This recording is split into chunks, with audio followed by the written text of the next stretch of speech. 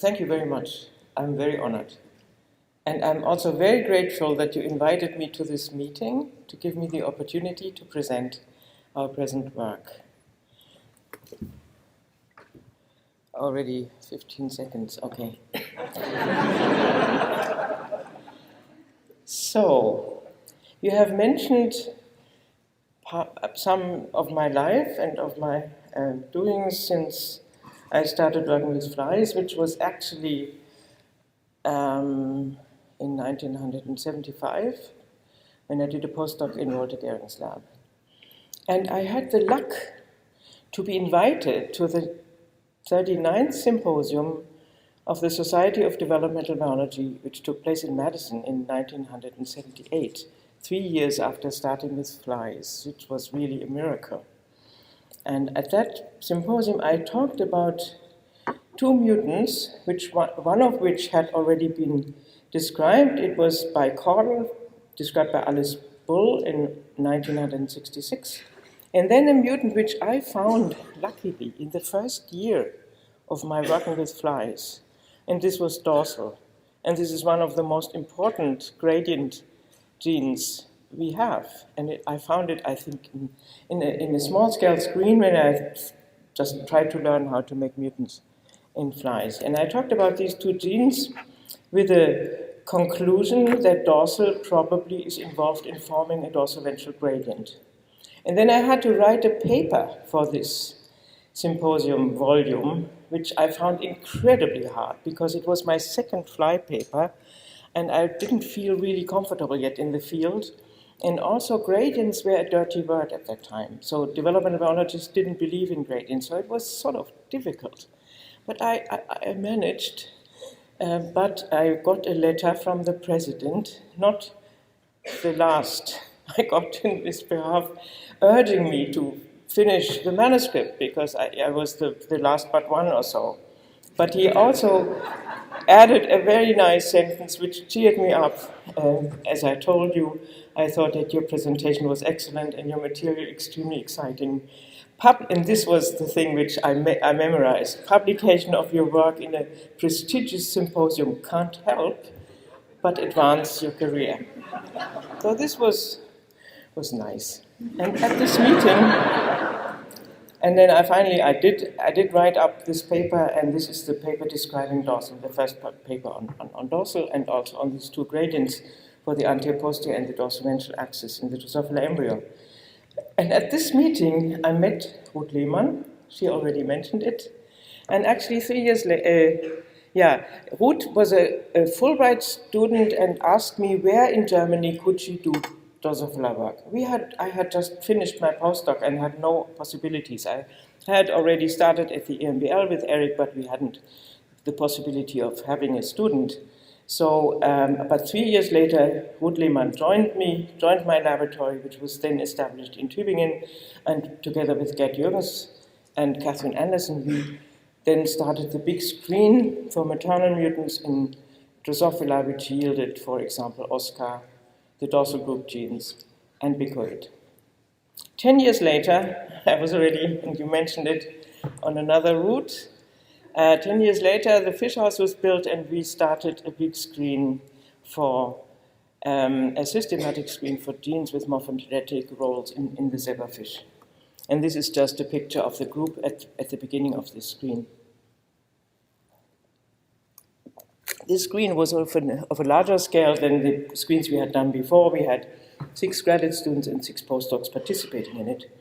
And the results of this screen were published in a big volume of development devoted to a total of 22 papers from my laboratory, 3 papers from the Bonhoeffer laboratory on regional projection, 9 papers from the Drever lab, and 3 papers from the lab of Mark Fishman.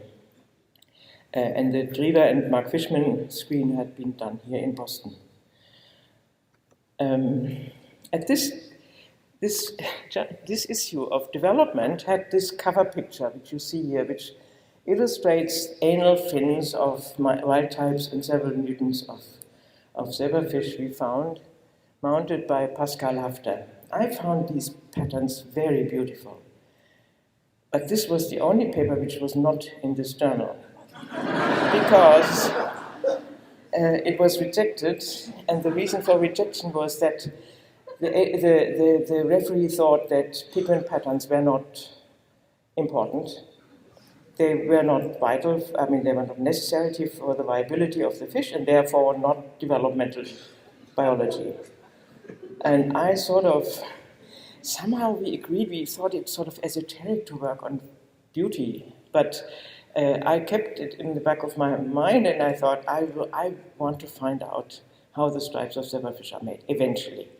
So after long other excursions into other fields, I'm telling you what we focused on the stripe formation in zebrafish, on the topic I will tell you about 6 years ago, and now my group, which is shrinking, is just doing this and nothing else, and no embryos anymore. And the saying that color patterns are not developmental biology means they have no function, but this is of course not true. We know that there is an enormous diversity in beautiful patterns, and we have seen the butterfly patterns from Nipan Patel, but I mean also fish have just wonderful ornamentations and colors. And in these cases, these patterns, they serve very important functions, not for viability, but for social behavior, for mating, for camouflage, for aposematism, for mimicry, and they have very important functions, and I think the functions are so important for the propagation of the species that it's really justified to study their development. And actually, when we started this, very, very little was known in any system about how these patterns evolve, how they are made, and how the pigments get into the skin.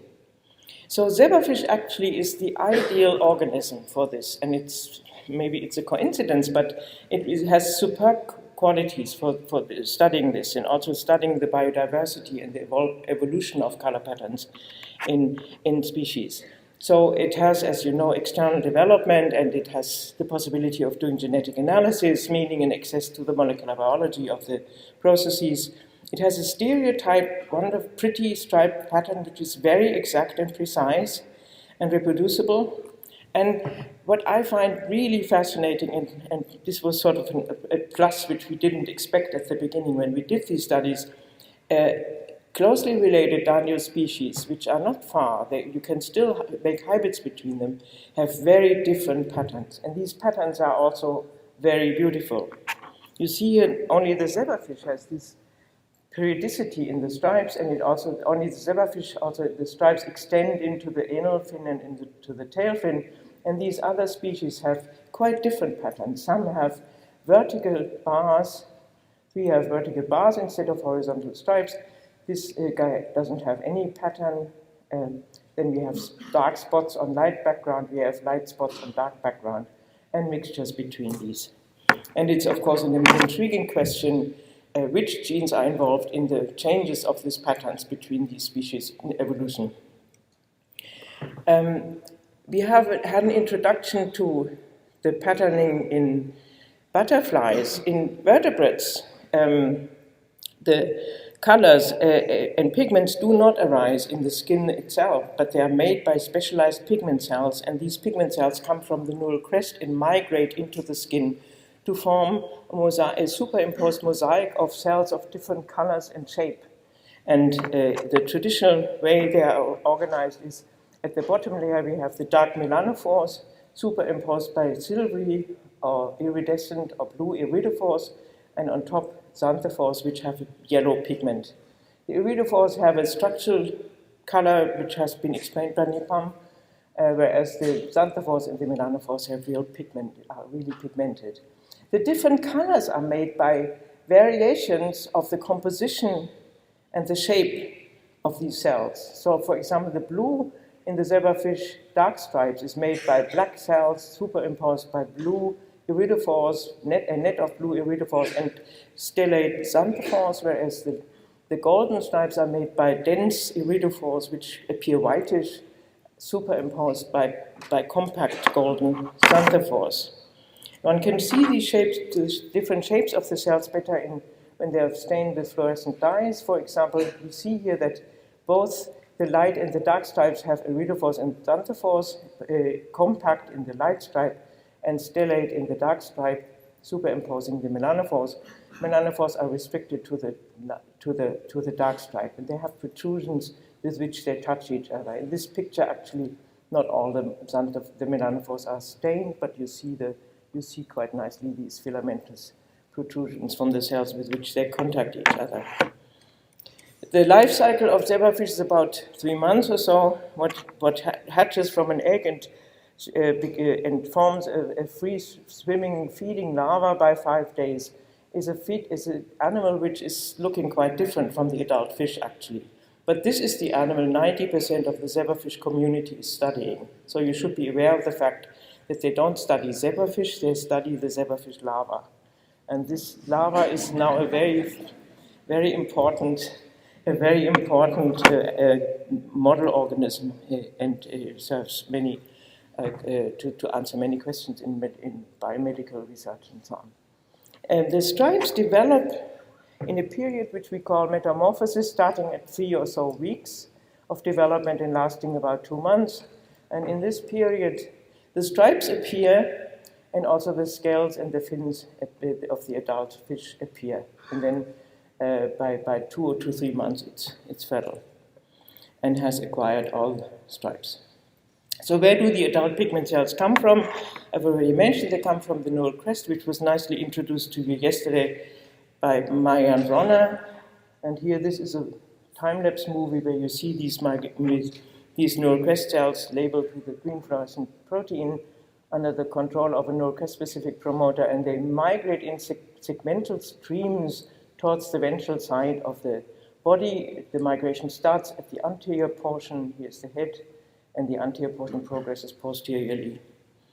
I mentioned, and this migration results in a pattern, in the larval pattern, where the cells just end up at their future destination, at 3 dark stripes on the dorsal, the lateral, and the ventral side, and then a yellow cast of the xanthophores. However, the stripes of the adult fish appear at metamorphosis, and they are not related to these melanophore stripes of the larva, but they are formed by cells popping up from underneath and appearing in the skin. And for a long time, it was a big question, where did these cells come from?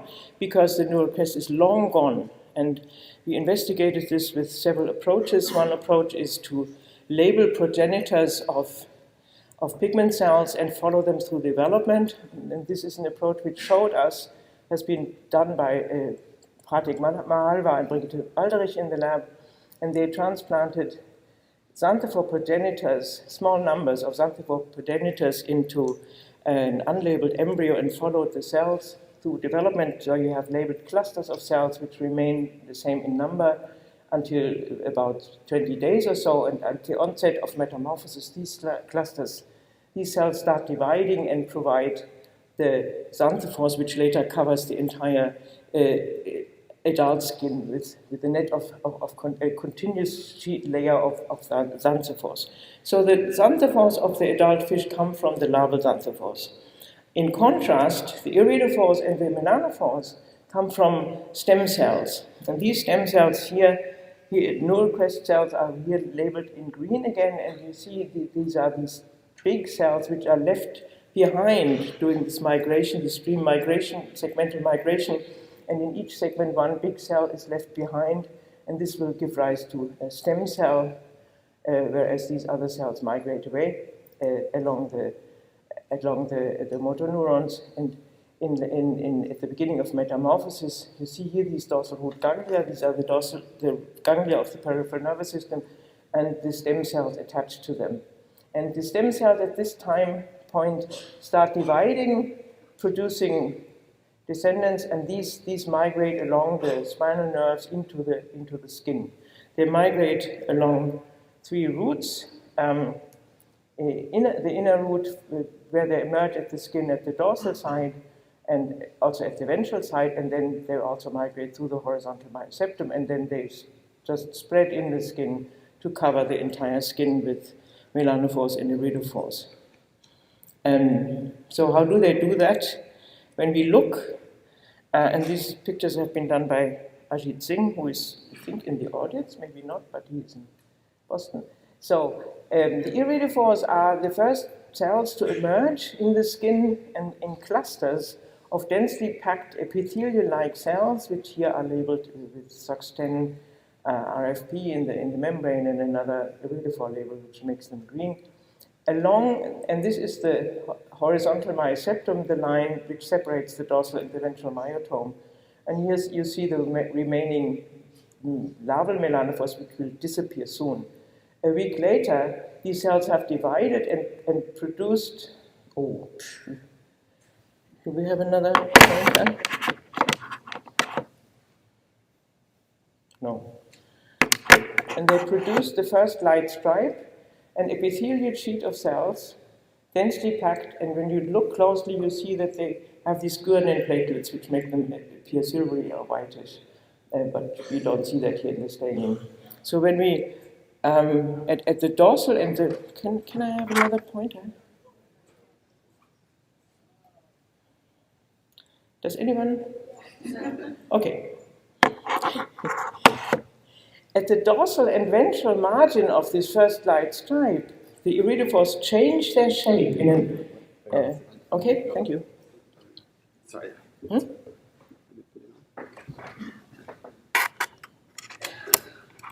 I don't need that, actually. Okay. You need this? Yeah, I need this. I need this, yeah. Is it done? Is it done? Yeah, thank you. At the dorsal and ventral margin of this first light stripe, formed by iridophores, the iridophores change their shape, it gets stellate and migratory. And you see that better in this black and white picture. And you see that they're getting migratory and propagate towards the dorsal and ventral side to form subsequently the other light stripes. In order to find out what the stem cell properties are and which types of cells they produce, Ajit Singh undertook Krelox-induced recombination using SOX10 Cre. SOX10 is specifically expressed in the neural crest, so he labeled individual stem cells early in development by this by recombination, and this gave rise to clones which you could follow through development, and they ended up in the adult picture, in the adult pattern as a stretch of cells. And in this manner, you could do the cell lineage of the pigment cells as they appear from the stem cells. So this is a picture taken at 17 days post-fertilization. Here is the dorsal root ganglion with the red label, and this was the clone which was labeled at this site, and it has produced neurons and some iridophores by that time. And 10 days later or so, the iridophores have proliferated, and you see these nerves also. The same clone at later stages, Ajit made a time-lapse movie. You can't really do time-lapse movies with free-swimming fish, so he anesthetized them every day, and then this is now a time-lapse movie which is superimposed individual pictures from such a clone. And you see the clone, the cells have divided along making the first light stripe here, and then they're propagated towards the ventral side, and at a certain distance of this, they're aggregated again in a process which we call patterned aggregation to form the second light stripe, and the same thing happens dorsally. And in this manner, the stripes are formed consecutively. When we look at a large number of clones, Ajit found that the clones in general contain all three pigment cell types as well as neurons and glia. So the stem cells must be multipotent and not restricted to any particular cell type. And actually, when one looks at a large collection of such clones, you see these different cell types which are composed in such a clone. And they also migrate into the fin, and they don't respect the stripes in any particular way. When one makes more clones, one sees that they are variable in size and composition, but they usually remain multipotent until the stripe pattern is formed, until the end of metamorphosis. And then sometimes we find clones induced in differentiated cells. So this is an iridophore clone, this is a xanthophore clone, where apparently not the stem cell, but the differentiated cell was recombined or labeled. You see that the clones are usually oriented dorsoventrally, which is sort of weird, but it does not mean that there is a gradient of some sort of a hypothetical morphogen, but it's rather trivial. The explanation is fairly trivial because, I mean, the cells arise from neighboring segments and they compete with each other, and there is not much space where to go, except dorsoventrally. But we can also test this, and Brigitte Walderich and Pratik Mahalwa did this experiment. You have seen the clones of labeled xanthophore progenitors in a wild-type surrounding, so there are unlabeled wild-type cells around these clusters, and they remain restricted to two or three segments or so. However, when we do the transplantations in an embryo which is from a mutant which lacks all xanthophores, so there are no xanthophores in the recipient, then these cells start dividing very early and can spread throughout the entire fish without restriction, without this dorsoventral orientation, but they can just propagate and fill the entire space. And this means that there is homotypic competition between the larval cells, between the xanthophores, which control their proliferation and spreading. And we can demonstrate that this is also the case for the iridophores, but I don't have time to illustrate that. So in summary, the cell lineage of the pigment cells is they come from the neural crest cells, and they are multipotent stem cells, and these multipotent stem cells divide, which we see that the clones get smaller, but remain multipotent, remain mixed in successive stages when induced in successive stages of development. And these clones can give rise to iridophores, to melanophores, and xanthophores. Iridophores can divide in the skin as differentiated cells, as do xanthophores. Xanthophores can also originate directly from the neural crest, and the multipotent stem cells also produce neurons and glia. And this means that the color pattern of the adult fish is composed of clones of variable size and shape, which cover the entire fish, and they proliferate as long as the skin is not yet completely covered, and they control the proliferation is controlled by homotypic competition. What is really interesting and striking is that they don't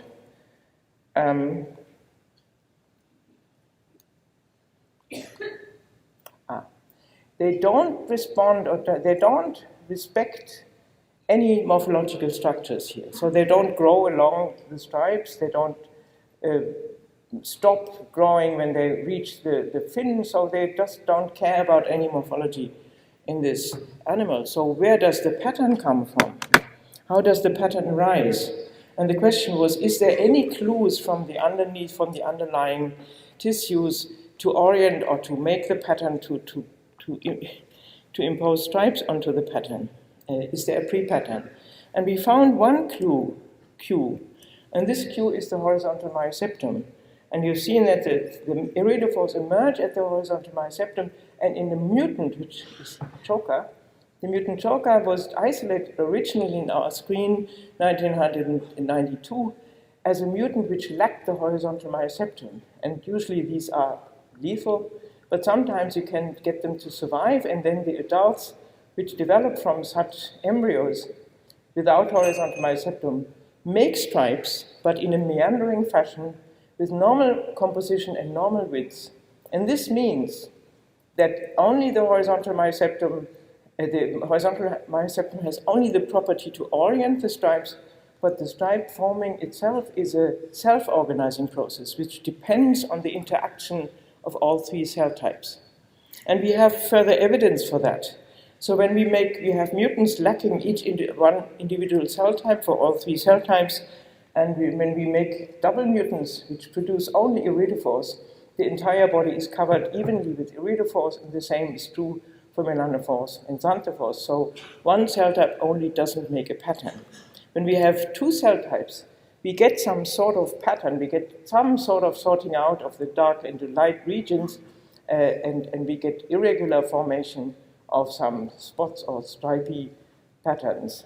And one can show that in all these cases, it's just the one cell type which is lacking, which is required to make a normal pattern. And we can show that in transplantation experiments, which has been done by Hans-Georg Kronhofer.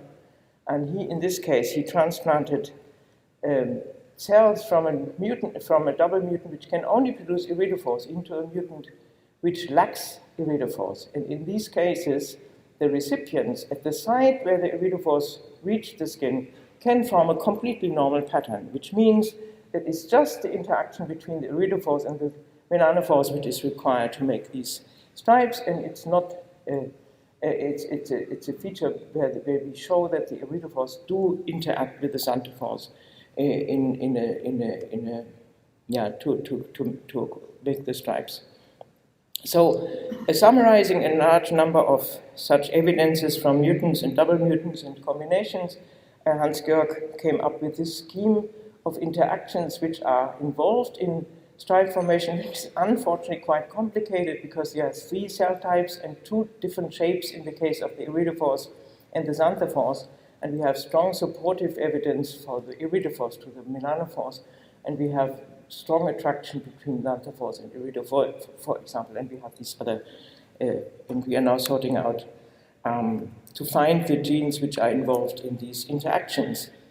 The mutants which are telling us something about the types of interactions which are required are mutants which have all 3 cell types but still cannot form a normal pattern. And we have several types of these mutants in this.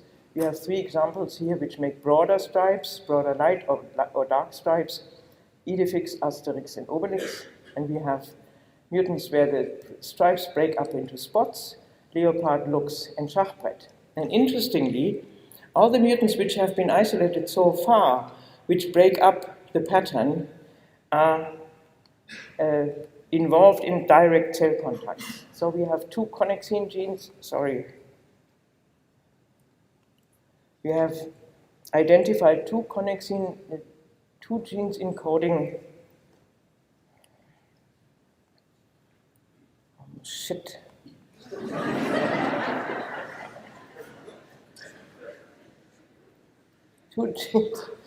two genes encoding connexin. Connexins are members of gap junctions and involved in bioelectrical coupling between cells.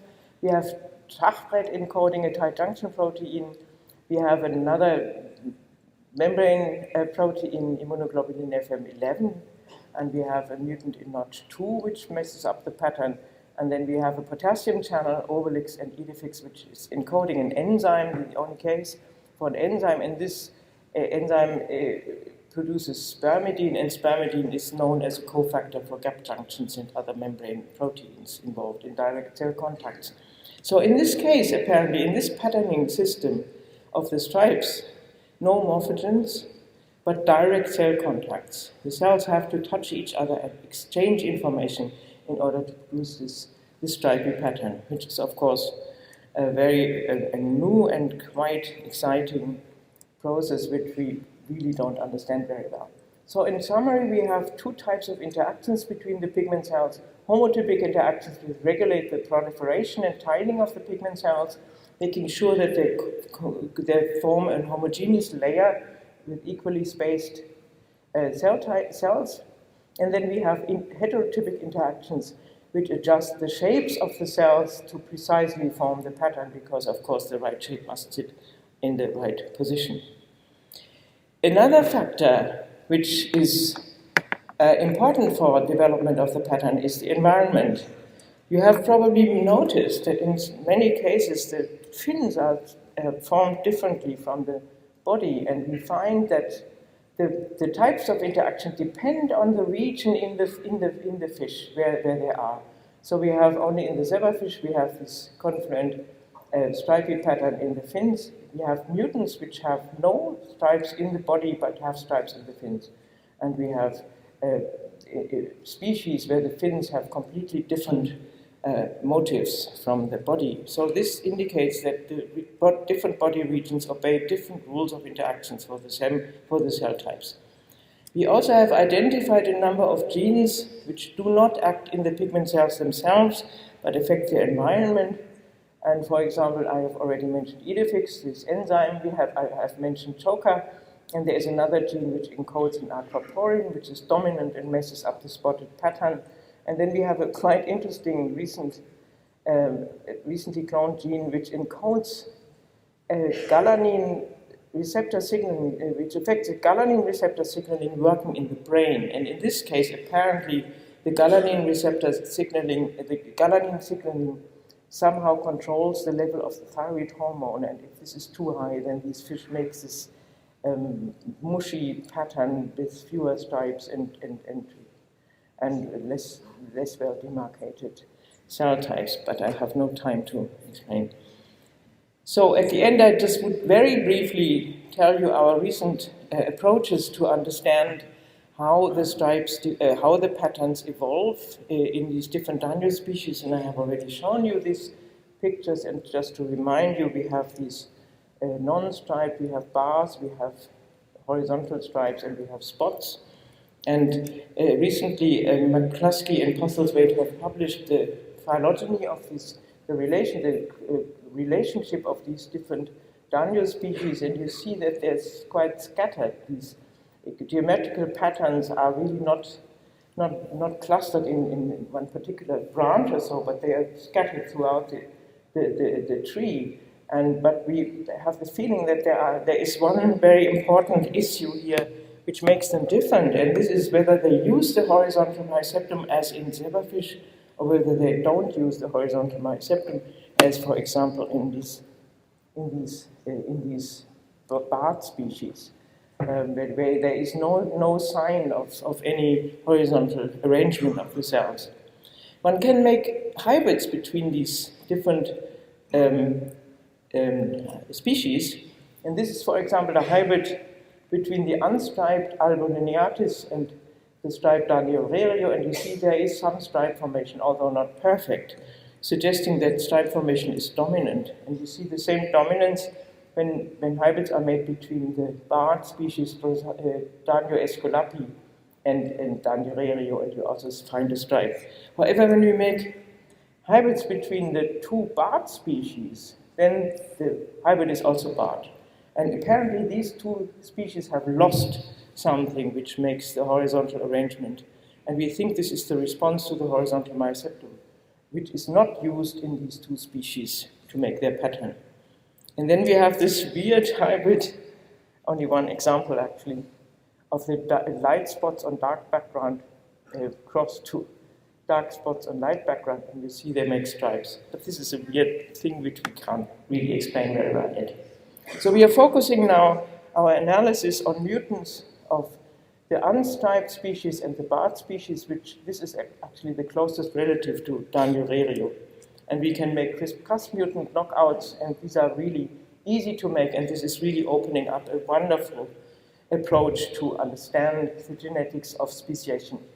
And here we have, for example, this is mutant lux, you know already, a gap junction mutant, and the mutant in Esculapi also messes up the barred pattern completely. So this gene is apparently also required in Esculapi, but no trace of a pattern is remaining in this mutant, which may mean that the pattern formation system here is much simpler than in zebrafish. And this is just a case of the shady mutant in Alboniniatus. We can also do transplantations between the blastula of different species to ask the question whether the cell types have still some retained or lost properties which make them integrate into the pattern. In this case, melanophores from Danio alboniniatus have been transplanted in Danio rareo, in this case labeled albino, where the melanophores are colorless. So these dark cells are the derivatives of the Danio alboniniatus, and you see they can integrate, not perfectly, but they can integrate into the rareo pattern. In contrast, and in this case, we tested the melanophores from Danio rareo and see whether they, in Danio alboniniatus, can form stripes, but they cannot. They adapt to the environment of the alboniniatus, which doesn't make stripes. On the other hand, the iridophores, when taken from Danio rareo and transplanted in Danio alboniniatus, which normally does not make ridges or stripes, they do try to form something like stripes. And this is indicating that it's really the iridophores which are responsible for the striped pattern in zebrafish or the guidance. So this is all I wanted to tell you, and I have no time to summarize, but it was not so long, so you may remember everything perfectly well. And I just would like to introduce to you my collaborators. The most important is Uwe Irion, who is running the lab essentially, and he's done the analysis of these connexin mutants, and he's doing all the hybrids and the mutants in the other species. Hans-Georg Frohnhofer collected he's actually the guy who found the bigoid gene. He collected pattern mutants over the times, and we are now cloning them, and this has been quite successful. And Chris Dooley found the melanophore stem cells. At that time, he thought they were just for melanophores. This is a long time ago. He's now back in the lab which he had left for 6 years or so. And this is a new graduate student, Marco, who also works on the interspecies hybrids. And these are former collaborators, Ajit Singh, who did the clonal analysis, Alessandro Monguera, who made the SOX10-CRE line and used it to analyze neural crest development in zebrafish, Pratik Mahalva, who studied the xanthivores, and Anastasia Escobar, who unfortunately just left the lab, but she has worked on these mutants affecting the environment. Thank you for your attention.